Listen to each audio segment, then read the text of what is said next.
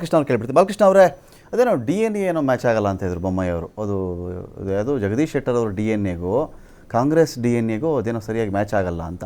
ಇದು ಯಾವ್ದು ಈಗ ಫೊರೆನ್ಸಿಕ್ ಲ್ಯಾಬ್ಗೆ ಏನಾದರೂ ಆ ಕಡೆ ಹೋಗಿ ನಾವೇನಾದರೂ ಟೆಸ್ಟ್ ಏನಾದರೂ ಮಾಡಿಸ್ಬೇಕಾಗತ್ತಾ DNAದು?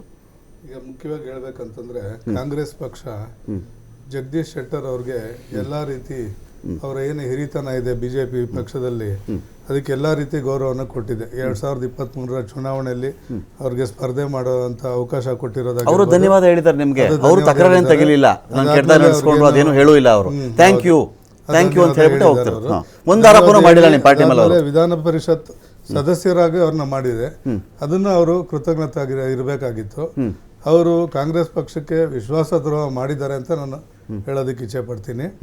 ಆಮೇಲೆ ಇವಾಗೇನು DNA ಅನ್ನೋ ವಿಚಾರ ಹೇಳಿದ್ದಾರೆ, ಇವತ್ತಿನ ದಿನ ಹೊಂದಾಣಿಕೆ ಆಗಲ್ಲ, ಹೊಂದಲ್ಲ ಅಂತ ಅವ್ರ ತತ್ವಗಳಿಗೆ ಅವ್ರು BJP ಕಟ್ಟಿದವರು. ಮುಖ್ಯವಾಗಿ ಹೇಳ್ಬೇಕಂದ್ರೆ ಇಲ್ಲಿ ಏನು ಅವ್ರಿಗೆ ಬೆದರಿಕೆ ಹಾಕಿದಾರೋ, ಏನು ED ಆಗಿರ್ಬೋದು, CBI ಆಗಿರ್ಬೋದು, ಆ ರೀತಿ ಬೇರೆ ಏನಾದ್ರು ಅವ್ರಿಗೆ ತೊಂದರೆ ಆಗಿದೆಯೋ ಏನೋ ಅಂತ ಗೊತ್ತಿಲ್ಲ. ಆತರ ಏನಾದ್ರು ಹೆದರಿಕೆ ಹಾಕಿ ಅವ್ರನ್ನ ಕರ್ಕೊಂಡಿರ್ಬೋದು, ಅವ್ರ ಮನ್ಸಾರ ಹೋಗಿರೋದಕ್ಕೆ ಸಾಧ್ಯ ಇಲ್ಲ ಅಂತ ನಾನು ಭಾವಿಸ್ತೀನಿ. ವಿಧಾನಸಭೆ ಟೈಮಲ್ಲಿ ಹಾಕ್ಬೋದಾಗಿತ್ತಲ್ಲ ED ಗಿಡಿ, ಯಾವಾಗಲೂ ಸೆಂಟ್ರಲ್ ಗೌರ್ಮೆಂಟ್ ಅವರೇ ಇದ್ರಲ್ಲ. ಅವ್ರಿಗೆ ಅವಾಗ ಸಮಯ ಸಾಕಾಗ್ಲಿಲ್ಲ ಅಂತ ಕಾಣುತ್ತೆ. ಅದನ್ನೆಲ್ಲ ಸಮಯ ಅದನ್ನ ಚುನಾವಣೆ ಸಂದರ್ಭದಲ್ಲಿ ಅದನ್ನೆಲ್ಲ ಬಳಸ್ಕೊಳ್ಬೇಕು ಅಂತ ಮಾಡಿದ್ದಾರೆ ಅಂತ ಅನ್ಸುತ್ತೆ. ಓಕೆ, ಯದುಕುಮಾರ್ ಗೌಡ್ರೆ, ಏನಿದು ಏನೋ ಎದುರಿಸ್ಬಿಟ್ಟು ಒತ್ತಡದಲ್ಲಿ ಸಿಕ್ಕಾಕ್ಸ್ಬಿಟ್ಟು ಅವ್ರನ್ನ ಕರ್ಕೊಂಡ್ಬಿಟ್ಟಿದ್ದಾರೆ ಅಂತ? ಕಾಂಗ್ರೆಸ್ನವರು ಕಾಮಾಲೆ ಕಣ್ಣಿಂದಾನೆ ಎಲ್ಲಾನು ನೋಡ್ತಾರೆ ಸರ್. ಅದ್ರಲ್ಲಿ ಅದು ನೋಡ್ಬೇಕಾದಾಗ ಎಲ್ಲಾನು ಹಳದಿಯಾಗಿ ಕಾಣಿಸುತ್ತೆ, ಏನು ಮಾಡೋಕ್ಕಾಗಲ್ಲ. ಅದು ಅವ್ರ DNA, ಅದು ಅವ್ರ DNA, ಅದು ಕಾಂಗ್ರೆಸ್ DNA, ಅದು ಹಳದಿ ಕಣ್ಣಲ್ಲಿ ನೋಡುವಂಥದ್ದು. ನೋಡಿ, ಇಲ್ಲಿ 3 ದಶಕಗಳ ಕಾಲ ಜಗದೀಶ್ ಶೆಟ್ಟರ್, ಸನ್ಮಾನ್ಯ ಜಗದೀಶ್ ಶೆಟ್ಟರ್ ಅವರು ಭಾರತೀಯ ಜನತಾ ಪಾರ್ಟಿಯಲ್ಲಿ ಕೆಲಸ ಮಾಡಿದವರು.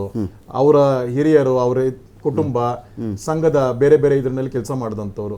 ನೋಡಿ, ರಾಜಕೀಯದ ಬೇರೆ ಬೇರೆ ಕಾರಣಗಳಿಗೆ ವಿಧಾನಸಭಾ ಚುನಾವಣೆಯಲ್ಲಿ ಏನು ಪಾರ್ಟಿ ನಿರ್ಣಯ ಕೈಗೊಳ್ತು, ಆ ನಿರ್ಣಯದ ವಿರುದ್ಧ ಅವರ ಬೇಸರ ವ್ಯಕ್ತಪಡಿಸಿದ್ರು. ಬೇಸರ ವ್ಯಕ್ತಪಡಿಸಿದಾಗ ಆ ಕಾಲಘಟ್ಟದಲ್ಲಿ ಆ ನಿರ್ಣಯ ಅವರಿಗೆ ಸೂಕ್ತವಾಗಿತ್ತು.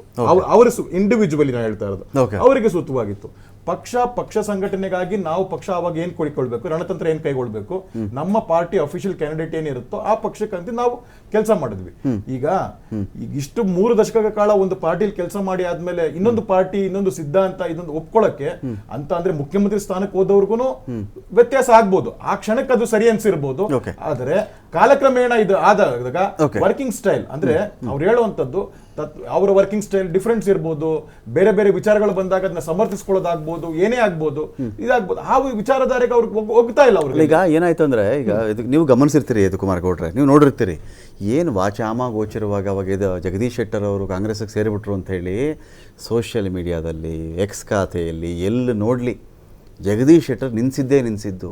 ಕೃತಜ್ಞರು ಇವ್ರಿಗೇನೂ ಇಲ್ಲ, ಪಾರ್ಟಿ ಎಲ್ಲ ಕೊಟ್ಟಿತ್ತು, ಅಧ್ಯಕ್ಷ ಮಾಡಿತ್ತು, ವಿರೋಧ ಪಕ್ಷದ ನಾಯಕರು ಮಾಡಿತ್ತು, ಮುಖ್ಯಮಂತ್ರಿ ಮಾಡಿತ್ತು, ಇನ್ನೇನು ಬೇಕಾಗಿತ್ತು, ಹೋಗ್ಲಿ ಬಿಡಿ, ಇವ್ರು ಹೋಗಿದ್ದೇ ಒಳ್ಳೇದಾಯ್ತು ಅಂತ ಹೇಳ್ತಿದ್ದವರು ಇವತ್ತಿಗೆ ಉಸಿರೇ ಇಲ್ಲ. ಶೆಟ್ಟರ್ ಅವರು ವಾಪಸ್ ಬಂದಿದ್ದಾರೆ. ಇದು ನಡೆದಿದ್ದು ನಿಜ ತಾನೇ ಇದು ಸರ್? ಆಗ್ಲಿ ನಾನು ಹೇಳ್ತಾ ಇರುವಂತದ್ದು ಆಗಿನ ರಾಜಕೀಯದ ಸನ್ನಿವೇಶಗಳಿಗೆ ನಡೆದಿದಂತದ್ದು, ಸಮಯದ ಗೊಂಬೆ ತರ ರಾಜಕೀಯ ಸನ್ನಿವೇಶಕ್ಕೆ ನಡೆದಿದಂತದ್ದು. ಮತ್ತೆ ಸಾಮಾನ್ಯವಾಗಿ ಒಬ್ಬ ಸಾಮಾನ್ಯ ಕಾರ್ಯ ತಿಳ್ಕೊಳ್ಳೋದಂದ್ರೆ, ಪಕ್ಷ ಇಷ್ಟೆಲ್ಲಾ ಸ್ಥಾನಮಾನಗಳನ್ನು ಕೊಟ್ಬೇಕಾದಾಗ ಇವಾಗ ಅದೇ ಕಾಲಘಟ್ಟದಲ್ಲಿ ಬೇರೆ ಬೇರೆ ನಾಯಕರಿಗೂ ಹೇಳಿದ್ರು ಏನು ಅಂತಂದ್ರೆ, ನೀವು ಸ್ಪರ್ಧೆ ಮಾಡಬೇಡಿ, ಸ್ಪರ್ಧೆಯಿಂದ ಹಿಂದೆ ಏನಂತ ಹಲವಾರು ನಾಯಕರ ಒಪ್ಪಿಗೆ ಸೂಚಿಸಿದ್ರು. ಸನ್ಮಾನ್ಯ ಈಶ್ವರಪ್ಪನವರು ಒಪ್ಪಿಗೆ ಸೂಚಿಸಿದ್ರು. ಅಂದ್ರೆ ನಾನು ಹೇಳ್ತಾ ಇರೋದು ಏನು ಅಂದ್ರೆ, ಅವರ ಹಾದಿಯಲ್ಲಿ ಇವ್ರು ನಡೀತಾರೆ, ತುಳಿತಾರೆ ಅಂತ ಜನಸಾಮಾನ್ಯರು ಕಾರ್ಯಕರ್ತರು ಕೈಗೊಂಡ್ರು. ಆದ್ರೆ ಅದ್ರ ವಿರುದ್ಧ ಮಾಡಿದಾಗ ಸಾಮಾನ್ಯ ಪ್ರಕ್ರಿಯೆ ಆಗಿರೋದ್ರಿಂದ ಆದ್ರೆ ಅದು ತಾತ್ವಿಕ ಸಿಟ್ಟಾಗಿದ್ದೇ ಹೊರತು ಯಾರೋ ವ್ಯಕ್ತಿಯ ವಿರುದ್ಧ ಅದು ಸಿಟ್ಟು ಅಂತದ್ದಲ್ಲ. ಪಕ್ಷ ಇಷ್ಟೆಲ್ಲ ಕೊಟ್ಟಿರ್ಬೇಕಾದಾಗ, ನಾವು ನಿಮ್ಮ ನಾಯಕ, ಈ ಭಾಗದ ನಾಯಕರಂತ ಇಡೀ ಕರ್ನಾಟಕದಲ್ಲಿ ಒಪ್ಕೊಂಡಿರ್ಬೇಕಾದಾಗ ಇದು ನೀವು ಒಂದು ಈಗ ಜನ ಕೇಳುವ ಒಂದು ಪ್ರಶ್ನೆ ನಿಮ್ಗೆ ಕೇಳ್ಬಿಡ್ತೀನಿ ಯದುಕುಮಾರ್ ಗೌಡ್ರೆ. ಏನಂತ ಹೇಳಿದ್ರೆ, BJP ಇಷ್ಟೊಂದು ಆತ್ಮವಿಶ್ವಾಸದಲ್ಲಿ ಎಲೆಕ್ಷನಲ್ಲಿ ಇರಬೇಕಾದ್ರೆ ಬೇರೆ ಪಾರ್ಟಿಗೆಲ್ಲ ಹೋಗಿರೋರನ್ನ ಅಮ್ಮಯ್ಯ ದಮ್ಮಯ್ಯ ಅಂತೆಲ್ಲ ಹೇಳಿ ಕರ್ಕೊಂಡು ಬಂದು ಇಲ್ಲಿ ಶಾಲು ಹಾಕುವಂಥ ಅವಶ್ಯಕತೆ ಏನಿದೆ? BJP ಅಷ್ಟೊಂದು ಕಾನ್ಫಿಡೆಂಟ್ ಆಗಿದ್ರೆ ಒಬ್ಬ ಕ್ಯಾಂಡಿಡೇಟ್ ಹುಟ್ಟಲ್ವ ನಿಮಗೆ? ಹಾವೇರಿಗೋ, ಹುಬ್ಳಿ ಧಾರವಾಡಕ್ಕೋ, ಎಲ್ಗೋ ಹುಟ್ಟಲ್ವ ಒಬ್ಬ ಕ್ಯಾಂಡಿಡೇಟು? ಸರ್, ಕ್ಯಾಂಡಿಡೇಟ್ ಹುಟ್ಟದೇ ಇರುವಂತದ್ದು ಕಾಂಗ್ರೆಸ್ಗೆ, ಬಿಜೆಪಿಗಲ್ಲ, ಕಾಂಗ್ರೆಸ್ಗೆ. ನೀವು ಇದು ನಮ್ಮ ಪಕ್ಷದ ಸಿದ್ಧಾಂತಗಳನ್ನ ಮತ್ತೆ ಮರಳಿ ಗೂಡಿಗೆ ಬಂದವ್ರನ್ನ ಯಾಕೆ ಬೇಡ ಅಂತ ಕದ ತಟ್ಟಿ ಬಂದಿದ್ದು ಅಂತ ನೀವು ಕರೆದಿಲ್ಲ ಅವ್ರನ್ನ?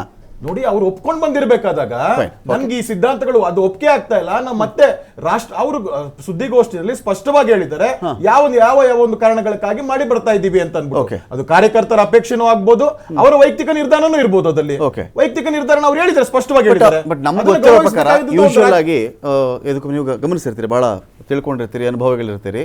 ಒಬ್ಬ ಮನುಷ್ಯ ಒಂದು ಪಾರ್ಟಿ ಬಿಟ್ಬಿಟ್ಟು ಹೋಗ್ಬೇಕಾದ್ರೆ ಇನ್ನೊಂದು ಪಾರ್ಟಿ ಜಾಯ್ನ್ ಆಗಬೇಕಾದ್ರೆ ನಾವು ಯೂಶುವಲಿ ಗಮನಿಸಿರೋದು ಒಂದು ದೊಡ್ಡ ಆರೋಪದ ಪಟ್ಟಿ. ನಾನು ಅಲ್ಲಿ ಮಾಡಲಿಲ್ಲ, ಇಲ್ಲಿ ಮಾಡಲಿಲ್ಲ, ನನಗೆ ಬೇಸರ ಮಾಡಿಸಿದ್ರು, ನೋವು ಮಾಡಿದ್ರು ಎಲ್ಲ ಹೇಳ್ಕೊಂಡೇ ಹೋಗೋದು. ಬಟ್ ಶೆಟ್ಟರ್ ಅವ್ರ ಬಾಯಲ್ಲಿ ನಾವು ಕೇಳಿದ್ದು, ಅಕಸ್ಮಾತ್ ನಿಮ್ಮ ಬಳಿ ಇದ್ದರೆ ನಾನು ಅದನ್ನು ಹೇಳಿ ಅದ್ರ ಪ್ರಸಾರ ಮಾಡೋಣ, ಎಲ್ಲೂ ಆ ಪಾರ್ಟಿ ಬಗ್ಗೆ ಕೆಟ್ಟದಾಗ ಮಾತಾಡಲಿಲ್ಲ, ಇಲ್ಲ ಥ್ಯಾಂಕ್ ಯು ನಾನೇನು ಕೆಟ್ಟದಾಗ ನಡೆಸ್ಕೊಂಡಿಲ್ಲ ಅನ್ನೋ ಮಾತು ಶೆಟ್ಟರ್ ಕಡೆಯಿಂದ ಬಂತಲ್ಲ. ಸೊ ಹೀಗಿದ್ದಾಗ ಈ 6 ತಿಂಗಳು 3 ತಿಂಗಳಲ್ಲಿ ಸಿದ್ಧಾಂತ ಎಲ್ಲ ಆ ಕಡೆ ಈ ಕಡೆ ಆಗಿ ಕೇಸರಿ ಶಾಲು, ನೀಲಿ ಶಾಲು, ಹಸಿರು ಶಾಲು, 3 ಬಣ್ಣದ ಶಾಲು ಎಲ್ಲ ಚೇಂಜ್ ಆಗಿಬಿಡುತ್ತಾ ಅಂತ? ಶಾಲು ಚೇಂಜ್ ಅಷ್ಟೇ ಇದು ಶಾಲ್ ಚೇಂಜ್ ಅನ್ನೋದು ತಪ್ಪಾಗುತ್ತೆ ಸರ್. ಸಿದ್ಧಾಂತದ ಬಗ್ಗೆ, ಯಾಕಂದ್ರೆ ಯಾವ ಸಿದ್ಧಾಂತವನ್ನ ತಾನು 3 ದಶಕಗಳ ಪ್ರತಿಪಾದಿಸಿದ್ದು ಅದು 6 ತಿಂಗಳು ಬ್ರೇಕ್ ತಗೊಂಡಿದ್ರಾ? 6 ತಿಂಗಳು ಬ್ರೇಕ್ ಅಲ್ಲಿ ಇದ್ರು, ಅದು ಗ್ಯಾಪ್ ಅಲ್ಲ, ಅದು ಆ ರಾಜಕೀಯ ಸನ್ನಿವೇಶ. 6 ತಿಂಗಳು ಪಾಸ್ ಬಟನ್ ಒತ್ತುಬಿಟ್ಟಿದ್ರ ಅಲ್ಲಿ ಸಿದ್ಧಾಂತಕ್ಕೆ. ಅಂದ್ರೆ ಅದು ತಾತ್ವಿಕ ಸಿಟ್ಟದು. ಯಾಕಂದ್ರೆ ಪಾರ್ಟಿ ನನ್ನ ಒಂದು ಕೇಳಿದಿರ ಮಾಡುವಂತದ್ದು, ನಾನು ಎಲ್ಲಾ ಪಾರ್ಟಿ ಅವ್ರು ಬಂದು ಎಲ್ಲಾ ಅಧಿಕಾರವನ್ನು ಪಾರ್ಟಿ ಕೊಟ್ಟಿರೋಂಥದ್ದು, ಎಲ್ಲಾ ಅಧಿಕಾರವನ್ನು ವಿರೋಧ ಪಕ್ಷದ ನಾಯಕರಾಗ್ಬೋದು, ಶಾಸಕರಾಗ್ಬೋದು, ಕೊನೆಗೆ ಮುಖ್ಯಮಂತ್ರಿ ಪದವಿಯನ್ನು ಅವ್ರಿಗೆ ಕೊಟ್ಟಿದಂತ ಪಾರ್ಟಿಗೆ ಅವ್ರು ಬಂದ್ಬಿಟ್ಟು ಈ ಒಂದು ಪಾರ್ಟಿಗೆ ಒಂದು ನಿರ್ಧಾರ ಕೊಂಡು ನೆಕ್ಸ್ಟ್ ಪಾಸ್ ಆನ್ ಮಾಡ್ಬೇಕಾದಾಗ ಇನ್ನೊಬ್ಬನ ಕ್ಯಾಂಡಿಡೇಟ್ ಮಾಡಿದಾಗ ಇದನ್ನ ಅವರು ಗೌರವಿಸಲಿಲ್ಲ ಅಂತ ಒಂದು ತಾತ್ವಿಕ ಸಿಟ್ಟು. 35,000 ಮತಗಳ ಅಂತರದಿಂದ ವಿಧಾನಸಭಾ ಚುನಾವಣೆಯಲ್ಲಿ ಸೋತಂತ ವ್ಯಕ್ತಿಯನ್ನ ದುಂಬಾಲ್ ಬಿದ್ದು ಅಥವಾ ಅವ್ರ ಸಿದ್ಧಾಂತ ಒಪ್ಪಿ ಬಂದ ತಕ್ಷಣ ಪಾರ್ಟಿ ರಿಸೀವ್ ಮಾಡ್ಬಿಡ್ತಾವ್ರನ್ನ. ಸರ್, ಒಬ್ಬ ವ್ಯಕ್ತಿ ರಾಜಕೀಯದಲ್ಲಿ ಸೋಲು ರಾಜಕೀಯದಲ್ಲಿ ಸೋಲು ಗೆಲುವು ಇರುತ್ತೆ ಸರ್. ಅದಲ್ಲಿ ರಾಜಕೀಯದಲ್ಲಿ ಸೋಲು ಗೆಲುವು ಇರುತ್ತೆ, ಆದ್ರೆ ಪರ್ಸೆಪ್ಷನ್ ಮ್ಯಾಟರ್ಸ್ ಅಲ್ವಾ, ವ್ಯಕ್ತಿ ಮ್ಯಾಟರ್ಸ್ ಅಲ್ವಾ. ದಿನೇಶ್ ಇದೇನಿದೇನಪ್ಪ, ಏನೋ ಪರ್ಸೆಪ್ಷನ್, ಅದೇನೋ ಒಬ್ರು DNA ಅಂದ್ರು, ಒಬ್ರು ಪರ್ಸೆಪ್ಷನ್ ಅಂತಾರೆ, ಥಿಯರಿ ಸಿದ್ಧಾಂತ ಅಂತಾರೆ.